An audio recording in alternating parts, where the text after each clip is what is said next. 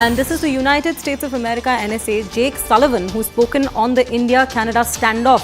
And what he has said is that as soon as we heard from the Canadian Prime Minister publicly about the allegation, we went out publicly ourselves and expressed our deep concerns about them, our support for the law enforcement process to get to the bottom of exactly what happened and to ensure that the perpetrators are held accountable.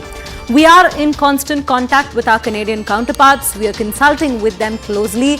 We support the efforts that they are undertaking in this investigation, and we have also been in touch with the Indian government as well. Now let's have a quick look at what Jake Sullivan exactly had to say. I'm not going to get into private diplomatic conversations that have either already happened or are going to happen on this topic, only to say that we have been and will be in contact with the Indians at high levels on this issue. It is a matter of concern for us. It is something we take seriously. It is something we will keep working on. And we will do that regardless of the country. There's not some special exemption you get for actions like this. Regardless of the country, we will stand up and defend our basic principles, and we will also consult closely with allies like Canada as they pursue their law enforcement and diplomatic process. Abhishek, coming back to you. Now, this is quite a crucial statement that's coming in. And before we get into discussion, I would also like to cite something that a senior journalist has said, because that is with regards to what the NSA Jake Sullivan has said.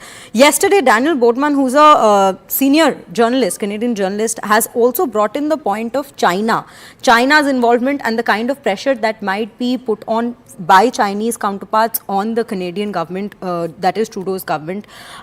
So in that particular sense as well, and what NSA Jake Sullivan has also said, how are we to look at America's stand in this entire confrontation that's going on between the two countries?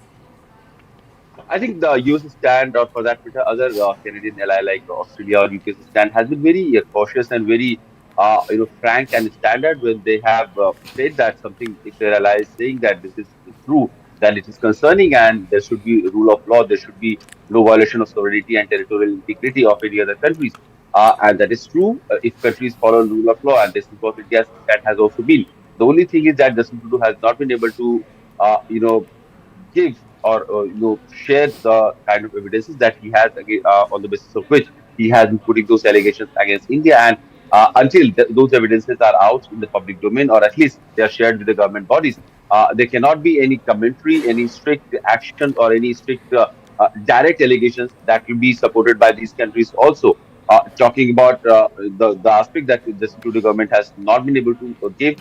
Also, there has always been a biasness in the Justin Trudeau's government and his Liberal Party in Canada, and they have always been sided along with the Khalisari elements in the past. Also, there have been reports that the security agencies of Canada has in the past also expressed some kind of threat or suspicion or concern about the Sikh extremism standing or getting some roots in Canada, but those reports were later on dismissed by the Canadian government.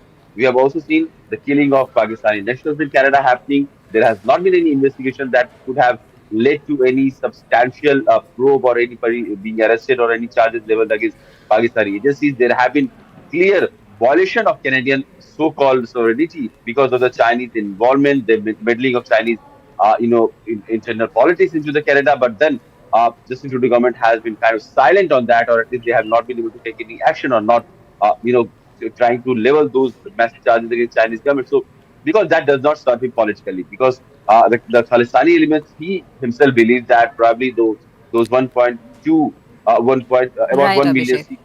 Abhishek, I'm so sorry. I will have to interrupt you there, and I will come back.